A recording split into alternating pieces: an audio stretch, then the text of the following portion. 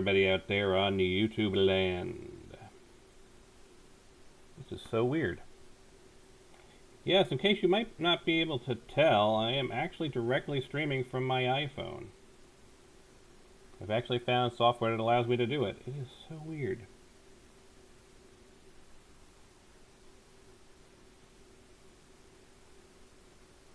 And I'm giving it a test. As you can see, we're doing Summoner's War. Give me a couple of minutes to get the hang of the weirdness of actually broadcasting my phone. Because I do have some tips I would love to share with all of my lovely viewing audience. Of course, the first tip is pretty obvious. Always, always, always go and take on as many rivals as you can, because they earn you, not only do they earn you the red crystals, but they also earn you glory points. And glory points are how you can get some really nice upgrades that are global. So let's just work our way through Vota here.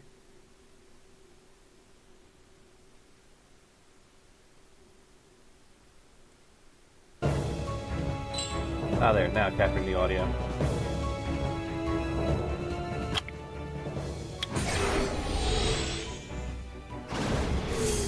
Miles don't look that bad on my full-size screen. I want to give the developers some credit.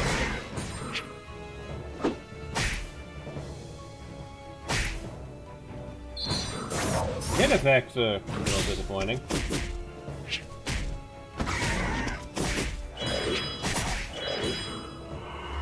As I auto-fight so soon. There's a lot of fights you have to go through in the game. And I have a pretty strong team.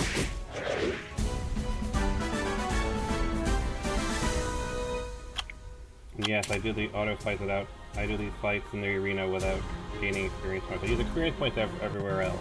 But for the arenas, since they're relatively tough, I tend to go... Oh, don't have enough arena invites, that's fine. Alright, so, first thing I want to share with all of you, especially you new players out there, you're going to want to try and get as many characters as possible to tier 4 as soon as possible, because... And you can store the ones you don't need here. As you can see here, I've got a bunch of storage. And the ones in storage do count, because once you reach a certain point, the world boss unlocks. And the world boss has 3 stages. And, well, 3 battles, rather. And each battle can have a total of 20 minions. Now, of course, I've done it for today, so I can't show you that. So I just managed to get this thing working, so I wasn't exactly expecting I'd be able to stream. But yes, you have 3, you can fight them 3 times per day, with a total of 20 monsters. As you can see, the more you fight them, the more ranks you get. I'll do a better show tomorrow, now that I know I can actually do this. But you want to make sure that you have got essentially 60 tier 4 monsters that are maxed out. Because the minimum entrance into the world battles is level 30. So you have to be level 30. You have to have level 30 monsters. You have to have a minimum of 10 level 30 monsters just to compete in one round. Now you can get up to 20, but that means you have to have between 30 to 60 level 30 minimum monsters in order to compete in the daily battle. So yeah, and I know a lot of people like say, well, use this monster for fusions or use this monster for that. Get as many monsters as you can up to level 30, because that gives you 3 chances to get in there, 3 chances to get a rating, and of course you get pretty nice rewards, as we're about to see here. Because if you can hit, say, as you can see right down here at the bottom, just doing basic damage will get you 5. But I routinely hit around the 50 and 40% mark, and that's 35 of these red crystals every time it recycles. And of course there's this one, the Dimensional Crystal Rift. Again, I can't show you today because I just managed to get this working. A personal bit of experience though, that if you are like me and you don't have the most powerful of monsters, I think most of them are tier 4, I have found that doing Hell on Volfagus Ruins here is the best way to earn experience points, which we're going to jump into right now. I have got a couple of guys to level up. As you can see there, there's my minions. show you my minions first. So yes, those are all my minions. And like I was saying, yes, what you're going to want to do at minimum, so you can compete in the world event and get better scores and get better rewards. My personal philosophy is to make sure that all of your minions have, at minimum, purple quality, hero quality, rank 3 runes. Don't go with rank 2, because rank 2 is not that good. But at least have rank 3 and at least get them up to purple quality. Ideally, it'd be nice if they started at blue grade. But honestly, if you're only getting white drops, then that's fine. Obviously, higher colors are better, but at least get them up to rank 9. So you want to get 30 to 60 level 30 monsters, and as you can see here, I've got a bunch of level 30 monsters. Some of them aren't the best monsters in the world, but they're good space fillers, and that's kind of the key. You want to have more bodies to throw at the big boss. See, this one's blue grade level 6, but 4-star. And that's basically what I've been doing. I'm grinding my way through getting all of my monsters here, or as many as I can, up to tier 4, rank 30, so I have more bodies to throw at the event, because currently I have about 30-odd monsters, so I have even 20, 40, 50 monsters. I have 50 out of 60. Now, of course, another good benefit of grinding up your monsters like that is that if you want to power up your monsters to higher tiers, say tier 5, let me see if I can find one, tier 4 here. So you can see if I want to evolve my tier 4 here into a tier 5, it requires 4 tier 4s as material monsters. Now, they don't have to be any particular level. You can throw in, you know, some rank 1 tier 4s. I'm not going to actually use those guys, but I'll show you. So you can see, you need 4 material monsters of rank 4 in order to evolve. And of course, if you want to evolve a tier 5 into a tier 6, we'll go and grab, say, my leader. And you need 5 tier 5. So yes, grinding up monsters, even if it's just for padding, is a good idea. Because you're going to need material monsters to participate in the world events. You're going to need material monsters to upgrade your monsters to higher tiers. So like for example, if I want to upgrade my leader here to tier 6, I would need to sacrifice 5 tier 5. So getting some jumps up to tier 5 is fine. Some other useful tips. And again, this is all beginner tips. There are a number of these little locations here that allow you to basically earn free experience for your minions. You can see here we have the Tranquil Forest. We have the Crystal Lake. There's the Gusty Cliff. There's a Rainbow Pond as well that just was added with a recent event.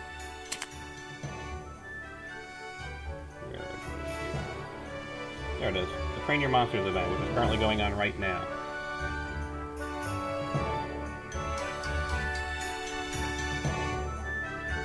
Another useful thing to do if you're not, like, really in a rush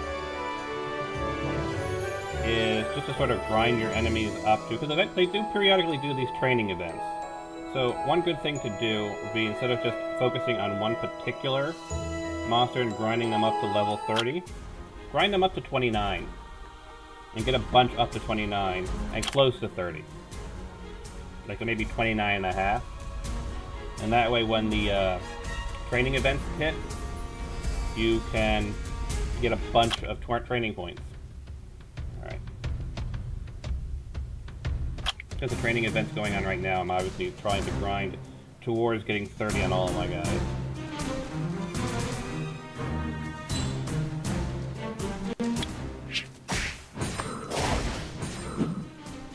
That lag though.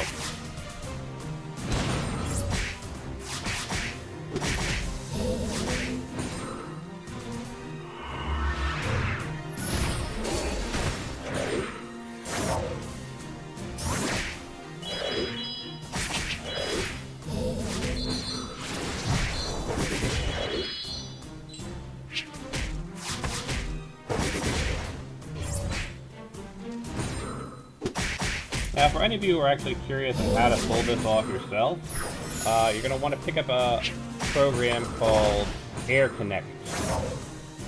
And if you're having a little bit of problems connecting with that, there is a QR code in AirConnect.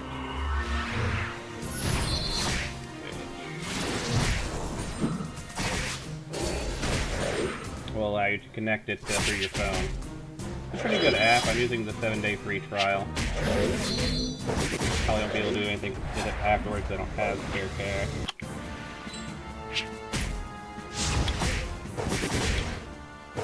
That audio desynced out.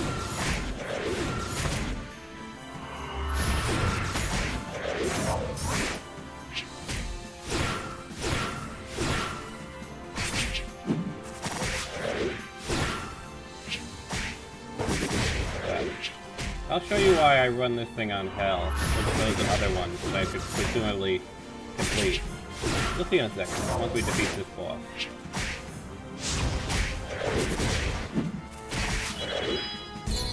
Alright, so here's the key point here. In all of my trials of all the different zones, and all the different difficulty levels that I can accomplish with my particular team, the Volfagus Ruins here, on Hell difficulty, nets me 1800 XP per fight, for only 6 energy, which is, for me, the highest energy output. Because, as we take a look here, if I go to Famio Volcano, which I've 3-starred as well, if I go and do Hard, or Hell, I'm going to get my ass kicked, but I'm going to show it to you guys just so you can understand the difference in difficulty between the two. Same team. Next scale up.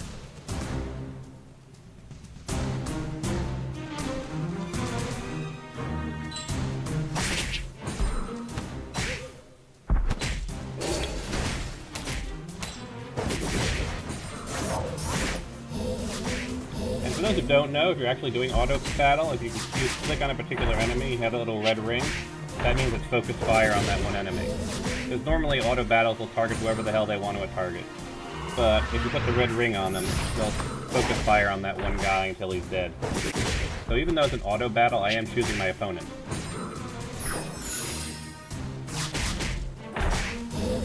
I'm just not choosing I'm just not micromanaging every individual attack.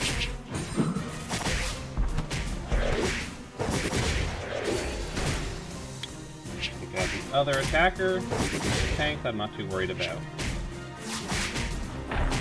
No, to be fair, the tanks do have continuous damage. As a attack.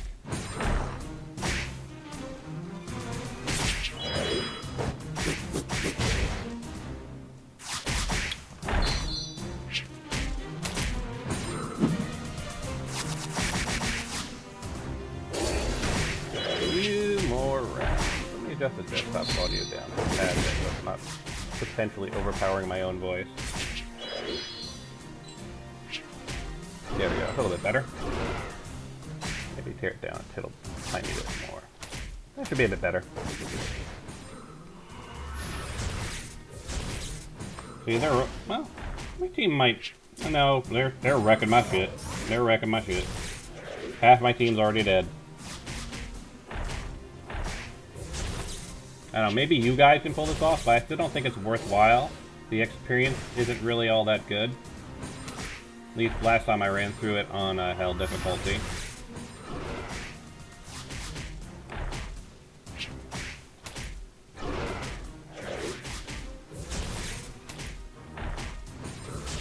If I do get defeated, at least it will allow me to show you guys one other little thing you may not know. Okay, so if you're defeated in one of these zones, you can use 10 crystals to revive and continue the fight. This doesn't always apply to every zone. Certain areas, like Trial of Ascension, if you're defeated, that's it. Turn's over. You can't use 10 crystals to revive there. But for most of the world zones, you can totally use 10 crystals to revive.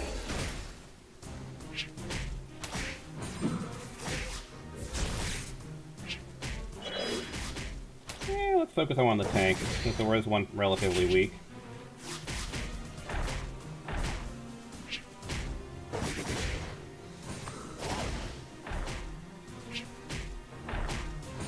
They're gonna kick my ass before I even get to the boss, aren't they?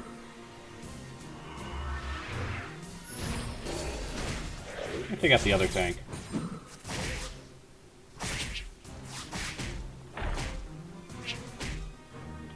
For those of you more experienced players asking, well, why are you using Rita? She sucks! She's the only one with a global bonus, leader bonus, that I have in my team. All my other leaders have, like, adds 25% speed to water monsters. And while my team is mostly water monsters, there are a few other mixes in it. But Arena's just straight up bonus attack to everybody. This guy's such a pain in the ass because he's going to put so much continuous damage on my team. Yep, look how quickly he is wrecking my shit. Now, of course, I can just use all the crystals that I've got to keep reviving, but that's not very efficient because you will eventually run out of crystals. Especially if it takes you like 40 crystals to get through one fight. If you get them roughly through the various, you know, dailies and whatnot, I'd say you could probably get about 14 crystals a day. Maybe a bit more, but yeah. We've already gone through 20 crystals so far. To see whether or not you think you can manage that cost, or you know, maybe you'll do better than I do. But like I said, I don't think the experience points you get for the effort you put in is really worthwhile. Yep, gonna use another 10 crystals to finish the fight.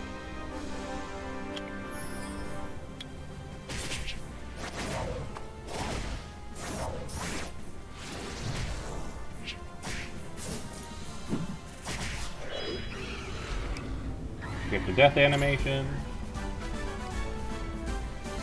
Yep. 1350. All that effort. Higher tier enemy. Still make less experience. That's why I go with Bullfog as ruined. Alright, let's go back to the world map. I'll show you guys a few other things. Oh, doesn't reset here. But I'll show you the trial ascension for those who do not know about the trial. We'll give a shot to the boss. That guy's going to be a pain in the ass. Set up a good team. Speed buff from her. Direct damage from her. No, that's my healer. My main fighter. And let's see. Go with you. And I'll go with...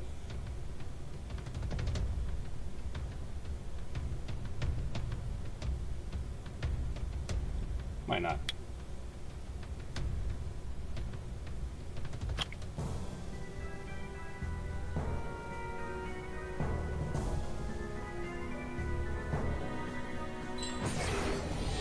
And I have one more tip to share with you guys. Once we've made our way through here, we've gotten our asses kicked by it. Irregardless.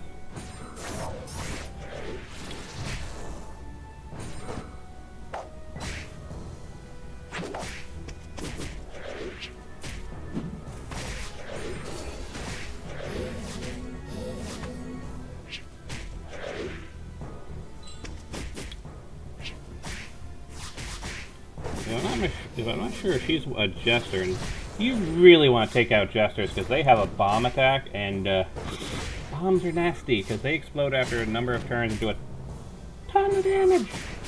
I always target out Jesters first because those damn bomb attacks. Boy.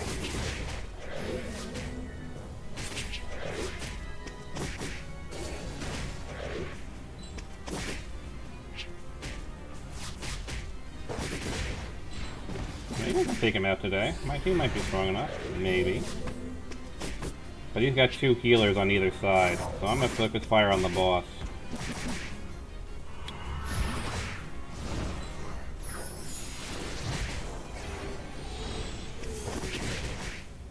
Unfortunately, if I do defeat him, that would defeat my point of bringing you here to show you what happens if you lose. No, I'm definitely going to lose, because you can see that healing. They're going to take me out before I can take him out.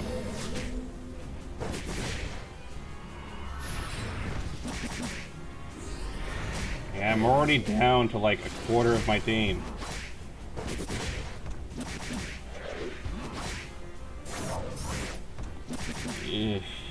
not gonna be good. So close, too. See, if I could have revived, I probably would have been able to defeat him, but nope. All you can do is replay. Alright. One other tip to show you guys. I could show you the Rift of Worlds, but the Rift of Worlds is still a pain in the ass even for me, so I don't really have any good tips for that. But the only other tip I wanted to show you is the fusion system. So if you go over to fusion info, it will show you all you need to unlock the big tier bosses and whatnot in the fusion materials. So you can see I can fuse these 4 guys into this. Now this one's interesting. No, Furbus, I am actually playing Summoner Wars. So you can see I've got these 4 guys that I would need to sacrifice to create this tier 5 enemy, or tier 5 character, which is here. Because when you create a summoned character, they always start unawakened. And then you have to go and spend resources to awaken them. You can see here. But as you can see here, in order to just unlock them at level 1, it requires maxed out again. All the stuff I've been talking about before, maxing out your level 4s and getting tons of them. Because even your material monsters have to be max level. Let's see here. This guy, I believe, still has some runes on him, so I'm going to take those runes off him before we do a fusion. Nope, he's got all his runes removed. Good. So all the other ones should be fine. I don't have enough points to do it because, my god, do you know how expensive these things are? Why don't you take a look down there? 100,000 crystals. That's expensive. Now, granted, well, if you can do the dimensional dailies enough, then you should be fine. But, my god. 100,000 is still a lot, by anyone's book. But you need to actually do that. Because, as you can see here, it's part of a requirement for Fire Panda, which everyone says is the bestest. And of course, it's all the random number generator, depending on which monsters you can summon. But you can see here, I've got 2 of these guys. The Viking here was just a random drop. I believe I actually got him from a secret dungeon. She I actually had to fuse for, and then awaken. So that means I had these 4 guys down here already, and I've already started collecting more. Because you'll notice, actually, with the fusion monsters, that there is some duplicates. So, like, for example, Aki here. Akia is actually used in 2 different modes, which means you have to make her twice if you want all of the big bosses.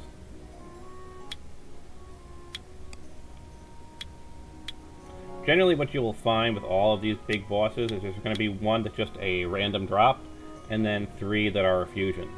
Which means in order to get to the big boss, you've got to fuse 4, 8, 12, 13 monsters. Getting them all awakened, because they can't just be regular, they have to be awakened. And they have to be rank 30. So yeah, maxing out your rank should be a priority.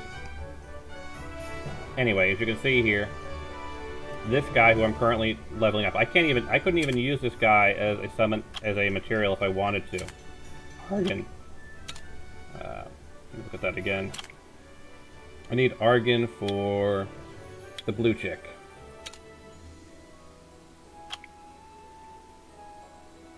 Yep, not that one. Where are you? There it is. So you can see here. So Argon, I've actually got to max out, as you can see, to 35, as well as Aki.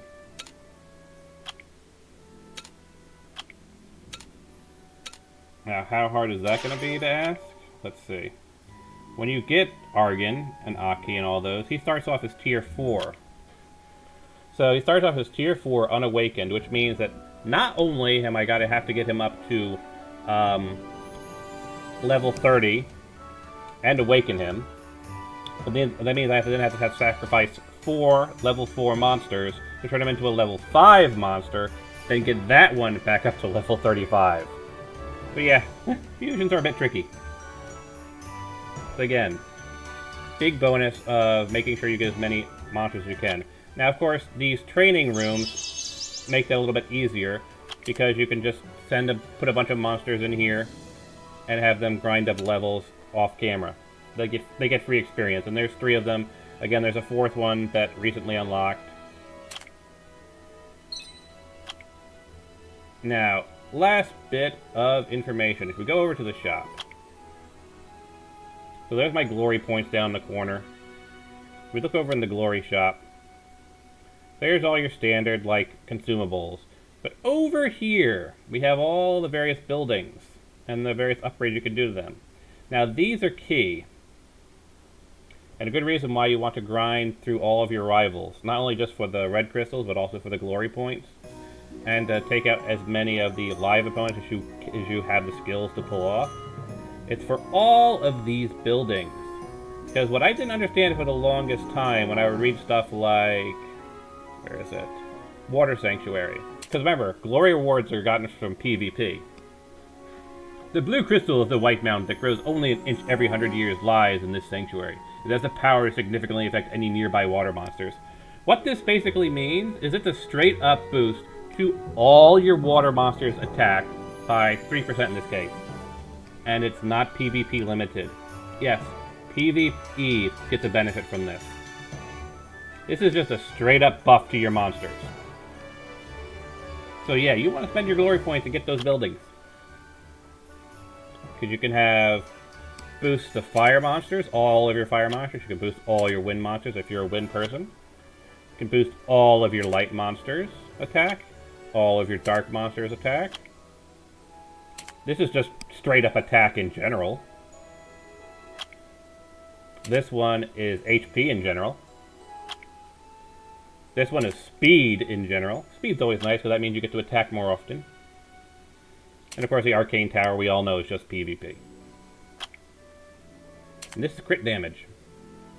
So yeah, you want to try and earn yourself some glory points. Because that means you can get global buffs to all of your monsters. Not just in PvP. And that, my friends, is a big one. Let's see, is there anything else worth showing you guys? Something I suppose is worth mentioning. I can't do it right now because all of my goals are left over. But the achievements that you can get, and you can get various points for those, where they say, like, defeat Garin Forest with a fire monster, defeat, Mount Ragoon with an ice monster. They don't care about levels. You can totally go in there overpowered as shit with your, awakened level 30 monsters and absolutely wreck shit on this. All they ask is that you hit the requirements. So it'd be like, clear hell difficulty, and these ones, again, also allow you to spend points to continue the fight. So if you're trying to go for one of the achievements, it's perfectly fine to spend your red crystals to keep reviving and just grind your way through the fight. That is completely possible. And that's actually how I've cleared several of these areas. Just spend red crystals like they're going out of style. Because a lot of these things are beyond my skill level. You saw Famio Volcano here was pretty rough on me. So you can just imagine what Aiden Forest, Furian Crystal, and all these things are like when you're going up to the hell difficulty. But if you just want that achievement, if you just want that bonus or whatever for clearing a zone, if you just want to clear a zone, you can totally go in and just burn through all of your points. Burn through all your crystals to do it. Let's see how well we can do on this level, as just an example.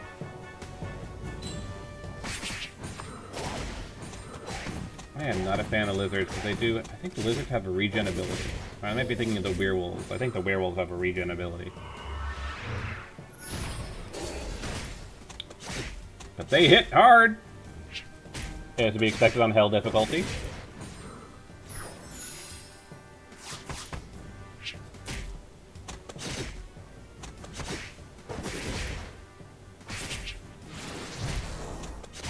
Alright, let's focus fire on the one guy.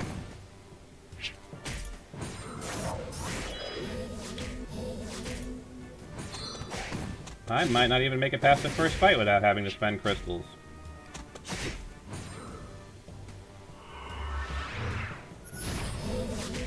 Okay, I might make it through the first fight, but probably not far beyond that.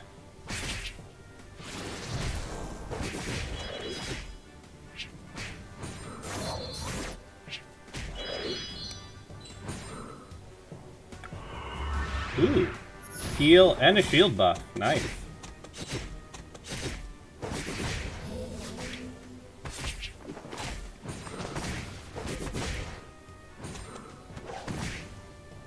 Now, eventually I will be... Now, of course, once we're done here with this little showcase, I will be uploading it to both my YouTube and my VidMe. So for those of you watching after the fact on YouTube or VidMe, post into the comments. I do monitor the comments. I do read and I read every comment that I see. Assuming that, you know, YouTube will actually allow me to see it, because, you know, sometimes YouTube acts up. So if you have questions, I will field those questions in the next video I do. And obviously, if you're here on Twitch right now, just post into the chat right now, and I will field any questions you might have. Oh yeah, this is going to be rough. I'm only at the second battle, and I'm already going to need crystals.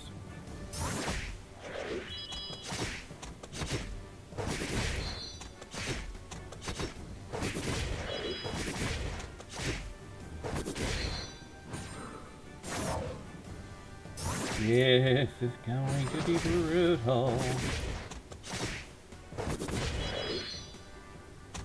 On the plus side, we're at rank 3. At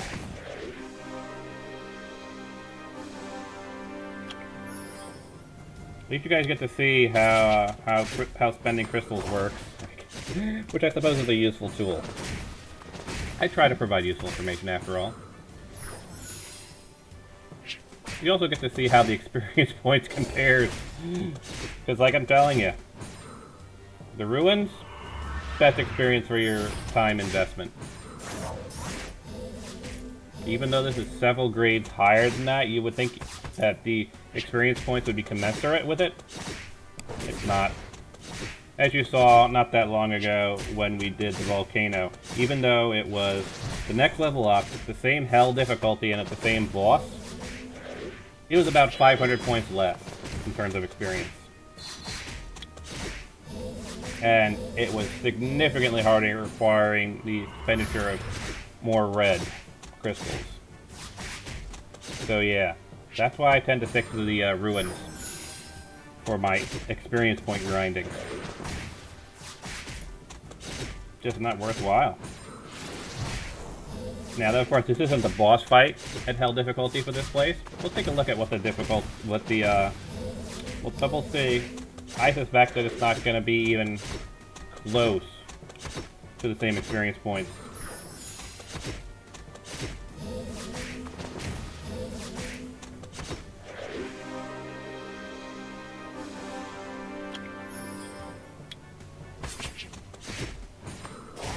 Well, the big boss is down, now we have to take care of his minions. Because unlike proper boss fights, if you take out the boss, that's the end of the fight. These secondary bosses, or these area bosses as it were, you have to defeat everybody. It's a kill-all mission. So focusing on the boss, not going to do you much good, because you still need to kill everybody else. The boss, of course, will do a lot of damage, because, you know, he's a boss monster and all that. But, generally speaking, not really worthwhile. I suppose as we're done here, I have one other minor tip I can show you guys. I'm sure most of you already know about it, but it's worth at least pointing out. This sort of general overview of Summoner Wars, and tips for Summoner Wars. Alright, so you saw how many crystals that took. Look at that!